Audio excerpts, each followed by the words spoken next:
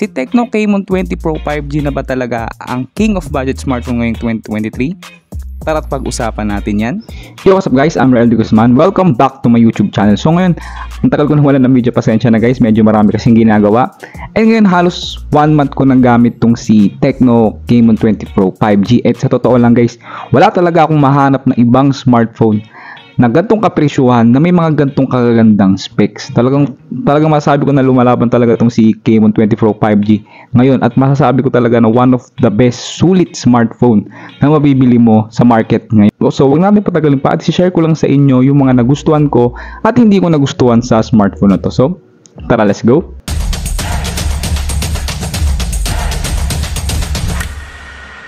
And sa totoo lang guys, gamit ko itong smartphone na to pagdating sa social media. Nagamit ko to pang content dahil malinaw naman talaga yung camera niya. Pero mamaya may sasabihin ako sa inyo na hindi ko nagustuhan sa camera niya. Pero overall, sobrang ganda ng camera niya. Magagamit ko talaga for content creation. At ayun nga, para sa akin, yung design pa rin niya, kita niyo, yung design pa rin niya sa presyuhan nito, para sa akin, one of the best yung design nitong si Camon 20 Pro 5G pagdating sa ganitong presyuhan.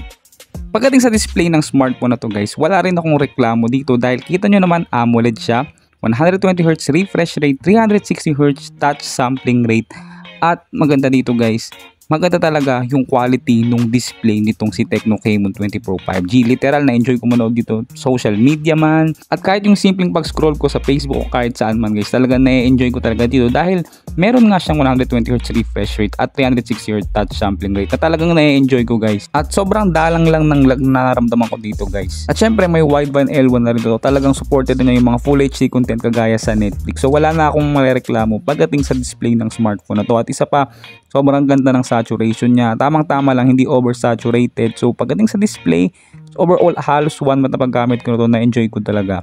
Kahit yung kanyang brightness, outdoor direct sunlight, sobrang visible naman ng display niya.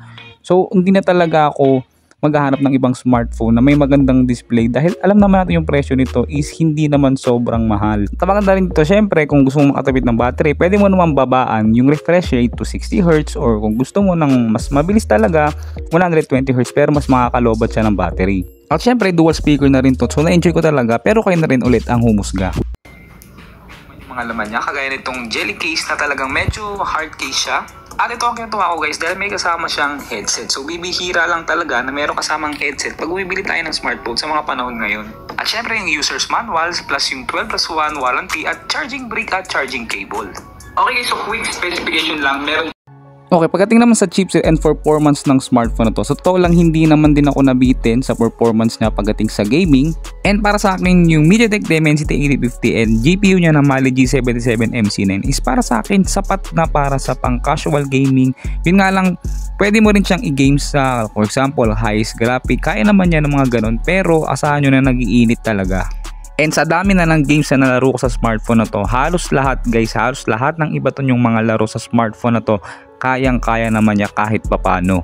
Nakakabilib din guys na alam natin itong Camon series is focus talaga sa camera, pero itong chipset na to is pwede rin talaga siya pang gaming. Okay guys, so nakailang update na rin ako sa smartphone na to. Siguro mga nakatatlong update na, and una ko napansin agad is yung kanyang battery. Napansin ko lang guys is mas bumilis siyang malobat. Di ko alam guys kung sa unit ko lang to. Sabihin nyo kung merong ganito ring issue yung smartphone na nakuha nyo. Pero napansin ko talaga medyo hindi talaga ako maabot ng isang araw sa smartphone na to. Like for example, sa isang araw nakakadalawa or tatlong charge ako. Ang isa pa yung kanyang thermal throttling test, wala rin pinagbago guys, ganun pa rin yung resulta niya. So talagang, yun talaga hindi ko trip sa smartphone na to, yung kanyang pag-iinit. And isa pa guys, medyo nababagaran lang naman ako ng konti sa kanyang charging speed na 33 watts. Siguro dahil nasanay na ako sa 45 watts pataas na charging speed. Pero again guys, hindi naman siya sobrang big deal sa akin, pero depende pa rin yan sa inyo.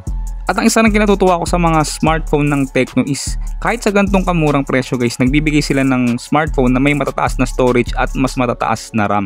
Kita nyo, sobrang matatagalan ako bago mapuno tong smartphone na to dahil napakataas ng storage niya. Meron siyang 256 storage. So talagang kahit mahilig kayo mag pictures, gumawa ng videos, hindi kayo mahihirapan dito dahil mataas talaga yung storage niya, at pati yung kanyang RAM is expandable din. Pero hindi ko alam guys, para sa akin is gimmick pa rin talaga tong expandable RAM na to, no? And ako guys, galing ako sa mall ng isang araw at kung ako sa inyo, kung gusto nyo bumili nito, bumili na kayo ngayon dahil nagkakaubusan na talaga tong si Camon 20 Pro 5G. Hindi ko alam, talagang maraming bumibili nito ngayon kasi sobrang sulit na guys. Yung talagang specs nito, pag tinignan mo talaga sa ibang mga smartphone, umaabot ng 20,000 pataas. So itong smartphone na to, sulit na siya para sa presyo niya.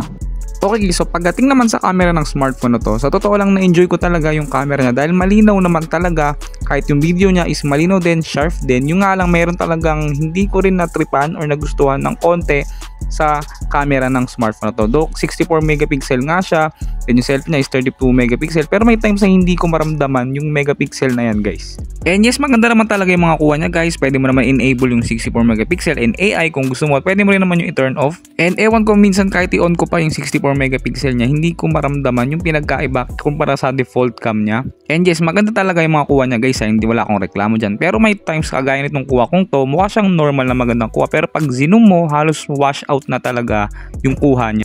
At isa pang napansin ko, pag madilim or kaya naman indoor or pag sobrang liwanag or against the light, madilim talaga yung mga kuha nyo, wash out at marami ring noise. So hindi ko lang alam kung mafi-fix pa ni Tecno tong mga gantong issue. Pagdating naman sa video niya, aabot siya hanggang 4K at 30 FPS, pero hindi ko maramdaman yung OIS na nakalagay dito kahit sa 1080p.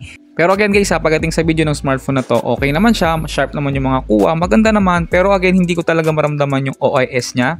And kahit sa enable ko pa yung steady mode, hindi ko rin talaga maramdaman. So kailangan is siguro gumamit na lang tayo ng phone stabilizer. And kita nyo naman sa mga video kong to, hindi ako masyadong naglalakad dahil once na maglakad ako, nagiging maalog na siya. And good thing rin pala na napansin ko dito guys, after ko ma-update is mas bumilis yung fingerprint niya, so hindi na ako nahihirapan, mas naging responsive.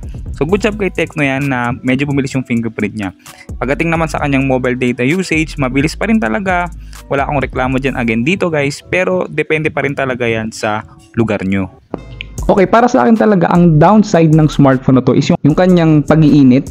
Talagang hindi ko talaga maiwasan na pagpahingin siya agad-agad every time na nag-iinit siya. So mabilis talaga siyang mag-init. Di ko alam, nakailang update na ako guys, nakapangatlong update na ata ako. Pero kita nyo naman sa thermal throttling test natin, halos ganun pa rin yung result niya. So mabilis pa rin talaga siyang mag-init. So guys, di ko alam kung may fix pa ni Tecno yung heating issue nitong Camon 20 Pro 5G. At ang isa pang hindi ko nagustuhan dito is yung kanyang battery. Sa totoo lang guys, medyo mabilis talaga siyang malobat. At hindi ko lang, meron yung battery niya may hahalin tulad ko sa Infinix Zero 5G 2023. Ganun siya kabilis malobat. Siguro ako kasi hindi naman ako sobrang gamer, so nai-enjoy ko pa rin siya. Pero kung ikaw ay hardcore gamer, hindi mo mai-enjoy talaga yung battery niya dahil mabilis talaga siyang malobat. Sa totoo lang, sa ibang mga smartphone na may 5000 mAh na capacity battery, ito yung mabilis talaga malobat. Hindi ko siya maramdaman na 5,000 yung battery nitong smartphone na to. Pero overall, okay pa rin naman siya para sa akin. So again guys, overall ayun lang talaga yung hindi ko nagustuhan sa smartphone na to. Battery, yung heating issue, at saka medyo slight sa camera. Pero yung the rest is okay na siya. Sobrang sulit para sa presyo niya. So talagang guys, sa halos 1 month na paggamit ko ng smartphone na to, meron din talaga siyang downside kahit gaano pa kaganda tong smartphone na to. Pero again, para sa inyo pa rin yan guys. Pero para sa akin guys, isulit na siya para sa presyo niya. Pero expect nyo talaga na medyo mabilis talaga siyang, again, mag-init. Pero the rest guys, sobrang sulit na ng features ng smartphone na to. Pero again guys, i-consider pa rin naman natin yung presyo na binigay ni Tecno sa smartphone na to kahit ang gaganda na ng specs ng smartphone na to.